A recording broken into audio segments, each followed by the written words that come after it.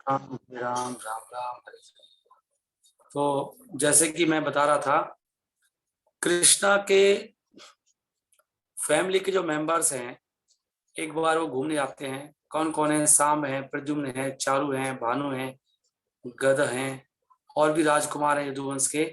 वो द्वारका के नजदीक एक बार सैर करने के लिए, विहार करने के लिए चले गए। और उनको विहार करते करते फिर प्यास लगी और वो पानी ढूंढने लगे। और फिर उन्होंने एक कुआं देखा, लेकिन कुएं के अंदर कोई पानी नहीं था। कुएं के अंदर उन्होंने एक बहुत ही अद्भुत एक जीव देखा। और वो कौन था? एक बहुत विशालकाय छिपकली थी अंदर कुएं में। और बहुत वो हैरान थे सब कि ये कैसे इतना बड़ा जीव, जानवर कुएं के अंदर आया। तो वो समझ गए थे कि जानवर इसमें फंसा हुआ है। छिपकली कोई ऐसी छिपकली नहीं थी हमारी जैसी, बहुत बड़ी छिपकली।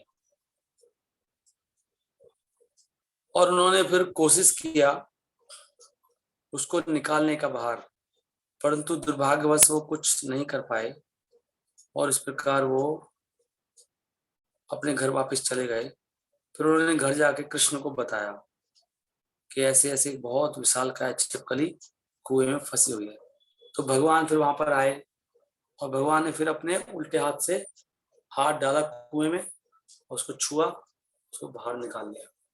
और जैसे ही वो छिपकली बाहर आई तो एक देवता बन गई, बहुत सुंदर और बहुत उज्जवल देवता।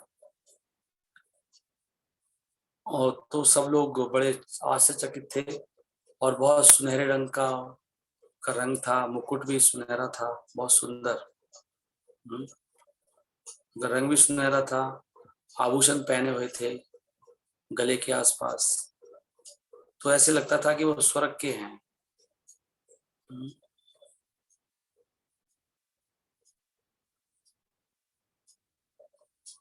तो भगवान ने उससे पूछा कि भाई आप बताओ कैसे आप तो लगते हैं, आप तो स्वर्ग के इतने सुंदर हो, इतने उज्जवल हो आपका शरीर, आप कौन हैं?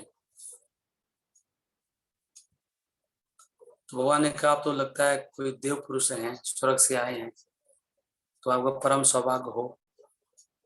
तो इस प्रकार फिर उन्होंने अपना इतिहास बताना शुरू किया। भगवान ने पूछा आप कैसे गिर गए थे इसमें। तो बताते हैं कि आप सबने मेरा नाम सुना होगा, मैं पहले राजा निरग था। राजा निरग मतलब इक्ष्वाकु के पुत्र राजा निरग। इक्ष्वाकु का नाम आता है उसमें भगवद गीता में भी। मनु के पुत्र थे इक्ष्वाकु। भगवान कहते हैं इमं विश्वते योगम विश्वान मनवे प्राह। और मनु इक्ष्वाकु प्रवृत्त, विश्वान ने मनु को दिया, सूर्य के पुत्र मनु, मनु के पुत्र इक्ष्वाकु, इक्ष्वाकु के पुत्र है राजा निरग। तो कहते मैं बहुत बड़ा राजा था और बहुत बड़ा दानी था, सब लोग मेरा नाम जानते थे। तो एक बार उन्होंने, मैं शॉर्ट में बता रहा हूँ स्टोरी, उन्होंने एक बार ब्राह्मणों को बुलाया दान करने के लिए, बहुत बड़ा दान किया उन्होंने।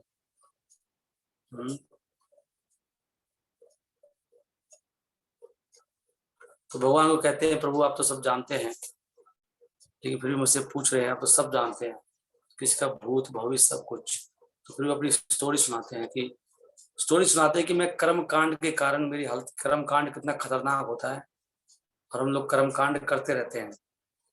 कर्म कांड का मतलब यही है, ये जो पंडित जी को बुला के और ये करना वो करना, यहाँ स्वाहा, ये सब, ये जो कर्म कांड की जो विधियां हैं, इनके कारण मैं कैसे छिपकली बन गया। कर्म कांड, वो बहुत अच्छा काम कर रहे थे, गलत काम नहीं कर रहे थे, फिर भी कर्म कांड इतना खराब है। इसलिए हम लोग हमेशा शुद्ध भक्ति की बात करते हैं, कर्म कांड में व्यक्ति उल्टा भी सर हो जाता है। तो हुआ क्या वो बताते हैं। मैंने क्या किया कि मेरा स्वभाव बड़ा दानी स्वभाव था, और कहते हैं कि मैंने इतनी दान करी थी कि जितने पृथ्वी पर धूल के कण हैं, मतलब गिनती भी नहीं कर सकते आप। और जितनी पानी की बूंदें होती हैं जब वर्षा होती है, या जितने आकाश में तारे हैं, इसके समान इतनी गाय दी थी, मैं सोचो कितनी गाय दान करी थी। और वैदिक अनुष्ठानों के अनुसार एक व्यक्ति जो बहुत दानी स्वभाव का होता है उसको गाय दान करने के लिए कहा था। गाय का दान बहुत बड़ा दान कहा। तो राजा नृप की स्टेटमेंट से ये पता लगता है कि वो ये सिद्धांत पालन करते थे बहुत गंभीरता के साथ। और उनके इस सिद्धांत में थोड़ी सी कमी होने से क्या हुआ, उनकी हालत खराब हो गई। तो उन्होंने क्या किया, तो उन्होंने किसी ब्राह्मण को गाय दान में दी, बहुत सारी गाय। और उस ब्राह्मण की एक गाय उनमें से वो दोबारा जाके उनके बाकी गायों में जाके मिल गई। और फिर उन्होंने बाकी जो गाय थी वो किसी दूसरे ब्राह्मण को दी। तो जब ये दूसरा ब्राह्मण गाय लेके जा रहा था तो इतने में ही पहला वाला ब्राह्मण आ गया और उसने वो गाय पहचान ली कि तो मेरी गाय है। और उसने कहा ये गाय मुझे दो। और दूसरा ब्राह्मण जो दूसरा था वो कहे तो मेरी गाय है, मेरे को दान में दिया। वो कहता नहीं मेरी गाय है। तो दोनों ब्राह्मणों में झगड़ा हो गया बहुत ज्यादा। वो कहता है जो दान की वस्तु है जो मुझे दे दी वो गाय दूसरे को कैसे दे सकते हो आप। तो राजा ने काफी प्रयास किया उनको मनाने का। राजा ने कहा कि मैं दोनों को 1-1 लाख गाय देता हूँ दान में, और आप प्लीज ले लीजिए। तो राजा वो कहते हैं नहीं, मुझे वही गाय चाहिए जो मेरी गाय, मैं कैसे दूं? दान में ली हुई वस्तु कोई भी नहीं ले सकता। इसलिए प्रभा जी यहाँ लिखते भी है कि मनु ने लिखा है मनु संहिता में कि ब्राह्मण की प्रॉपर्टी को गवर्नमेंट नहीं ले सकती। ब्राह्मण का अधिकार होता है कुछ जो ब्राह्मण के पास है, गवर्नमेंट को अधिकार नहीं उससे कोई टैक्स ले ले या कुछ ले ले। तो वो इस बात पर अड़के दोनों ब्राह्मण कि मेरी गाय है, वो कहता है मेरी गाय है। अब उसको भी सही बात, जो दूसरा कह रहा है मेरे को गाय दान में दी है, वो कहता है लेकिन मेरे को दी थी तो पहले गाय दान। तो दोनों में झगड़ा हो गया और दोनों ही बहुत क्रोध होके वहां से घर चले गए, कोई भी गाय लेके नहीं गया। तो इस प्रकार से फिर राजा को क्या हुआ, फिर जब राजा की मृत्यु आई तो यमराज ने पूछा राजा से कि भाई आपके तो इतने पुण्य है कि उनका जो बदले में स्वर्ग आदि है उसकी कोई सीमा ही नहीं है, लेकिन आपका पाप भी है।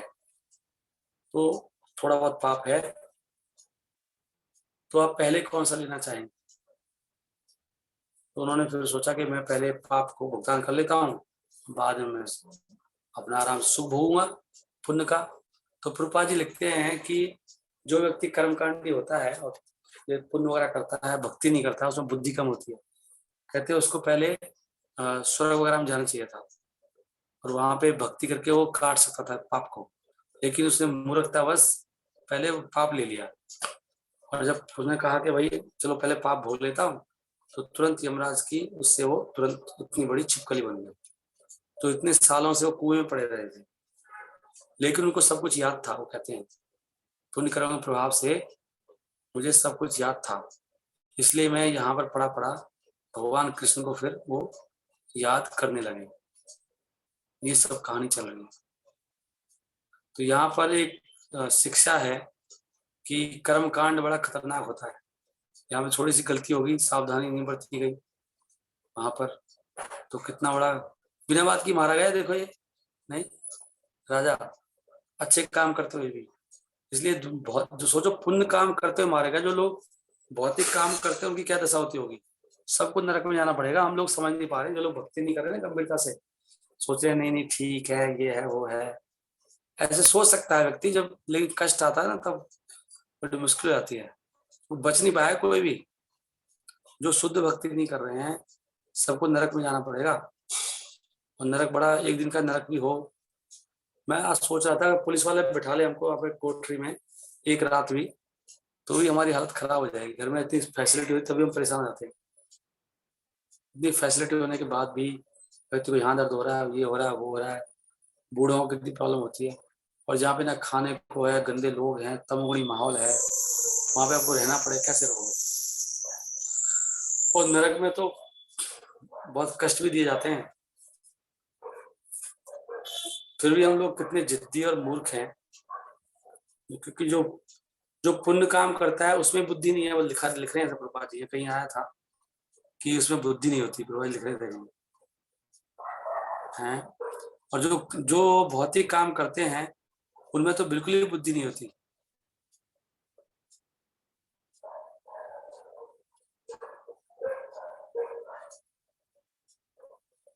देख रहे हैं आप? प्रभा जी कहीं लिख रहे थे, मैं पढ़ रहा था कि प्रभा जी कहते हैं बुद्धि नहीं थी उसमें, ऐसे नहीं करना चाहिए। तो फिर इनको ये फिर भगवान ने आके इनको यहाँ से निकाल दिया। ठीक है,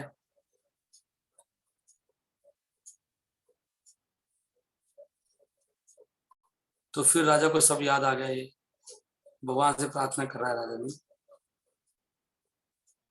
तो आगे कहता है राजा कि हे भगवान कृष्ण, क्योंकि आपने मुझे शरीर दिया है देवता का, अब मुझे ये स्वर्ग के लोकों में जाना होगा, इसलिए मैं इस अवसर का फायदा उठा रहा हूँ आपकी कृपा प्राप्त करने के लिए। मैं प्रार्थना करता हूँ कि मुझे ये वरदान मिले कि मैं आपको चरण कमलों कभी ना भूलूंगा, चाहे मैं किसी भी जीवन में रहूं, किसी भी ग्रह पर रहूं।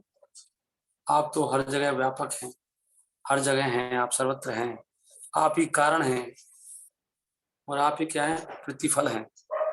आप हर कारण के कारण हैं, आप असीमित हैं। ऐसे प्रार्थना करते हैं भगवान से। जब भी प्रार्थना आएंगी इस तरह की प्रार्थना आएंगी।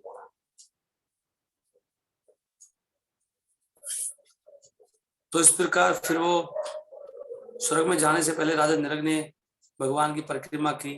भगवान उसने फिर अपने जो हेलमेट था उससे भगवान के चरणों को छुआ और फिर प्रणाम किया, और फिर उनके सामने ही वो स्वर्ग से एक हवाई जहाज आ गया।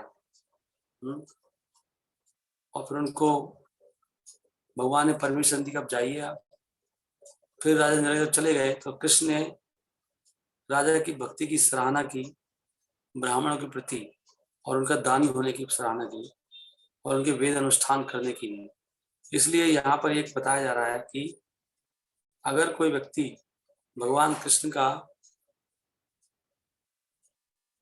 प्रत्यक्ष भक्त नहीं बन पाए तो उसको कम से कम वेदों के नियमों का पालन करना चाहिए, उससे वो एक दिन लायक बनेगा कृष्ण भक्ति करने के।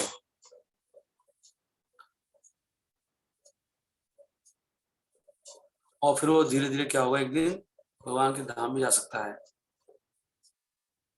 या वो स्वर्ग जाएगा पहले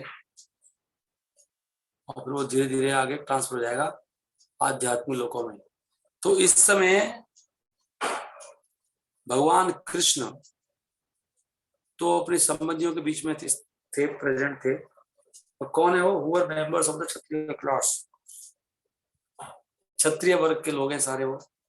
और उनको भगवान राजा नृग के चरित्र के से सिखाना चाहते थे। भगवान ने क्या कहा कि चाहे क्षत्रिय कितना शक्तिशाली क्यों ना हो, जैसे अग्नि की तरह, ये उसके लिए संभव नहीं है कि वो ब्राह्मण के धन को ले सके और अपने यूज में ला सके। ब्राह्मण के धन को क्षत्रिय में ले सकता। यहाँ भगवान कह रहे हैं ब्राह्मण इतना ऊंची चीज है, और वैष्णव कितने ऊंचे हैं। सोचो कोई वैष्णव बन जाए तो राजा से भी ऊपर होता है ब्राह्मण, राजा भी ब्राह्मण के धन को ले सकता। तो अगर ऐसा है, फिर जो एक साधारण राजा है जो अपने आप को बहुत पावरफुल समझता है तीनों लोकों में, वो ब्राह्मण की प्रॉपर्टी को कैसे ले सकता है? तो जो बहुत शक्तिशाली राजा वो भी ले सकता, तो साधारण राजा कैसे ले सकता है?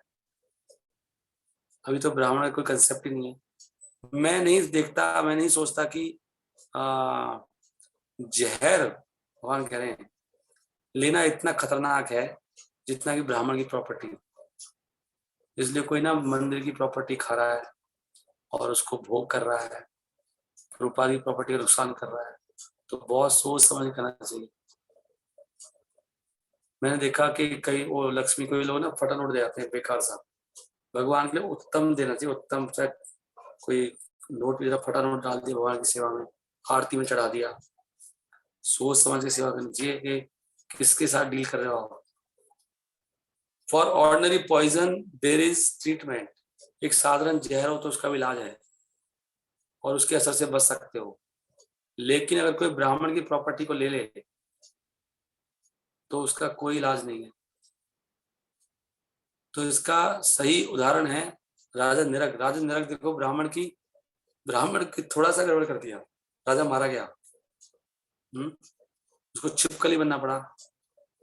तो वो बहुत शक्तिशाली था, बहुत पुण्यशाली भी था।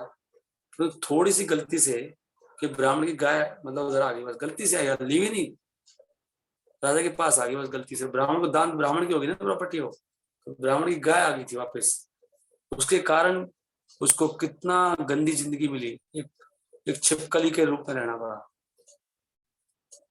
तो एक साधारण जो जहर है वो उसको असर करता है जो उसको पीता है, और एक साधारण जो अग्नि है वो भी उसको बुझा सकते हैं उसको पानी डालने से। परंतु जो अरणी अग्नि है जिसको ब्राह्मण जलाता है, अरणी अग्नि, कौन सा ब्राह्मण जो असंतुष्ट है वो पूरे परिवार को नष्ट कर सकती है। जो ऐसे ब्राह्मण को उत्तेजित करता है, इसलिए ब्राह्मणों के साथ सोच समझ के डील करना चाहिए। भगवान समझा रहे हैं अपने परिवार वालों को, भाई साहब ब्राह्मण से डर के रहो। पहले ब्राह्मण एक यज्ञ के लिए अग्नि जलाते थे, वो माचिस से नहीं जलाते थे, वो उसके पास शक्तिशाली मंत्र होते थे जिसको अरणी कहते हैं, अरणी, अरणी मंत्र। अगर कोई ब्राह्मण के धन को छू लेता है उसका परिवार 3 पीढ़ी उसकी नष्ट हो जाती है। किंतु यदि कोई ब्राह्मण की प्रॉपर्टी को जबरदस्ती हड़ लेता है तो लेने वाले की तो छूने से होता है, ब्राह्मण की प्रॉपर्टी छूने से। अगर हड़ लेता है तो उसके परिवार के 10 पीढ़ियां, उससे पहले की और उसके बाद की, वो सब नष्ट हो जाती हैं।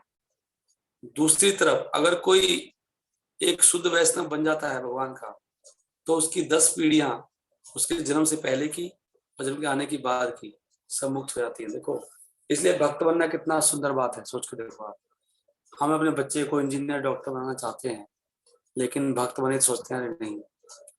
सोचो आपका उद्धार हो जाएगा, अपने बच्चे को भक्त बना दोगे, आप वैसे ही सारे पापों से बच जाओगे। इसलिए बच्चों को भक्त बनाना चाहिए, ये बातें ही सत्य हैं, इसके अलावा और कुछ सत्य नहीं है। कितनी बड़ी बात लिखी है। तो भगवान कृष्ण ने कहा कि अगर कोई मूर्ख राजा जिसको अपने धन का घमंड है, अपनी सम्मान का, अपनी शक्ति का, और वो ब्राह्मण की प्रॉपर्टी को हड़पना चाहता है, तो समझना चाहिए कि वो अपने लिए एक मार्ग बना रहा है, नरक का मार्ग, और उसको पता नहीं है कि वो कितना कष्ट पाएगा ऐसे कार्य के लिए। इसलिए भक्तों के साथ कभी भी झूठ बेईमानी नहीं करना चाहिए।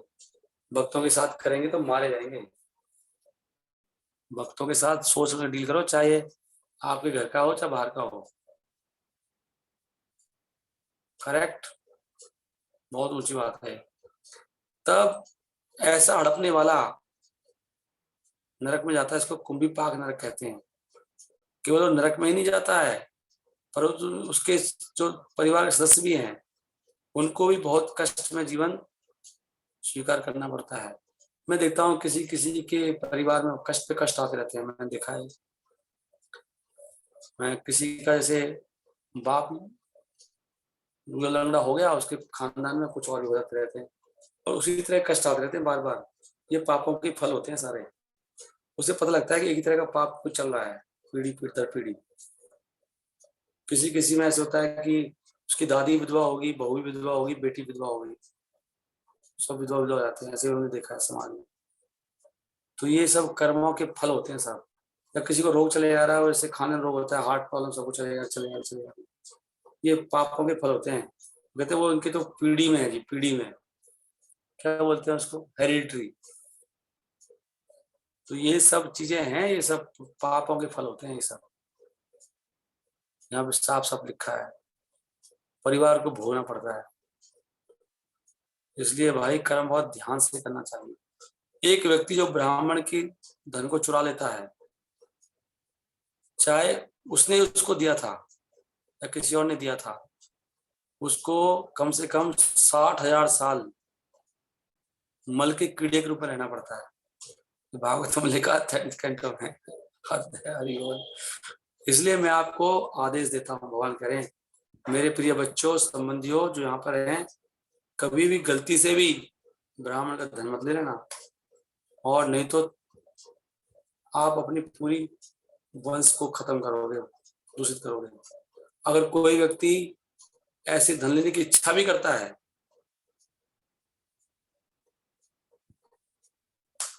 if someone even wishes to possess such property, let alone attempts to take it away by force, the duration of his life will be reduced. जब लेने की इच्छा करता है, लेने का प्रयास करता है, तो उसके जीवन की अवधि घट जाएगी। आपकी उम्र लिखिए 100 साल, जल्दी मर जाओगे और वो अपने शत्रुओं की तरह हारा जाएगा और फिर अपनी बहुत ऊंची स्थिति इसके वो वंचित हो जाएगा। And when he gives up his body, he will become a serpent. और जो मरेगा वो तो सांप बनेगा और इस प्रकार से दूसरे जीवों को कष्ट देगा। तो मेरे प्रिय बच्चों, मैं इसलिए आपको सलाह देता हूं कि यदि कोई ब्राह्मण आपसे गुस्सा भी हो जाए और आपको गाली भी दे, साप दे, फिर भी आप कभी विद्रोह मत करना। हरि हरि बोल। On the contrary you should smile. आपको हंसना चाहिए और उसको सहन करना चाहिए और अपना सम्मान उस ब्राह्मण को देना चाहिए। आप अच्छी तरह से जानते हो कि मैं खुद भी ब्राह्मणों को प्रणाम करता हूँ। भगवान कह रहे हैं बहुत सम्मान के साथ 3 बार डेली, अगर 3 बार मैं ब्राह्मणों को प्रणाम करता हूँ। तो इसलिए आपको मेरे निर्देशों का पालन करना चाहिए, मेरे उदाहरण का भी। मैं कभी भी किसी को क्षमा नहीं करूंगा जो ब्राह्मणों को फॉलो नहीं करता है, मैं उसको पनिशमेंट दूंगा। भगवान कह रहे हैं तुम्हें सीखना चाहिए राजा नरक के उदाहरण से कि यदि इवन भले ही यद्यपि कोई अनजाने में भी ब्राह्मण की प्रॉपर्टी हड़पता है, उसको बहुत कष्ट पाना पड़ेगा। इसलिए गाय को नहीं मारना चाहिए। गाय माता है, इन्हें गुस्से में आगे गाय को मार डाला। तुम अब ये बहुत गलत है। गाय की मर्जी नहीं दे रही, दूध नहीं दे रही तो नहीं दे रही, मारो थोड़ी उसको। आप गाय अपनी पे आ जाए ना, आपको मार हो देगी। तो हम लोग पागल हो जाते हैं। जो गाय पालते हैं उनको ध्यान रखना चाहिए। गाय, ब्राह्मण, स्त्री, बच्चा, बूढ़ा, इनको कभी तंग नहीं करना चाहिए। इनको कष्ट देने वाला नरकों में सड़ता है। और कोई इनको रुला रहा है ना किसी वजह से, किसी कारण से, चाहे आपके अनजाने में रुला रहा है, तब बिल्कुल नहीं रुलाना चाहिए। नहीं। Thus Lord Krishna, who is always engaged in purifying the conditioned living entities, gave instruction not only to his family members and the inhabitants of Dwarka, but to all the members of society. After this, the Lord entered his palace. इस प्रकार भगवान कृष्ण जो हमेशा जीवों को शुद्ध करने में लगे रहते हैं, उन्होंने ये निर्देश दिए कि अपने परिवार को ही नहीं, द्वारका के सारे निवासियों को और सारे समाज को। और इसके बाद भगवान अपने महल में चले गए। इस प्रकार हमारा कौन सा चैप्टर था ये हमारा चैप्टर पूर्ण हो गया। हरि हरि बोल। ये कृष्णा बुक कितनी अच्छी है ना, 64वां चैप्टर हो गया। अभी भगवान बलराम जाएंगे वृंदावन यात्रा पे। हरि हरि बोल। Thank you very much. सही भक्तों का बहुत बहुत धन्यवाद। मैं आप सबको खोल देता हूँ। अभी आपका मुंह सबका बंद है।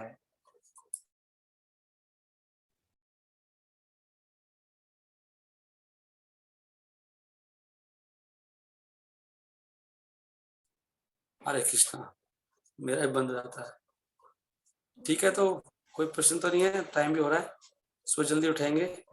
सब लोग आना कल जल्दी से, सब जल्दी डेली आया करो। जो रोज सुबह उठेगा उसका बेटा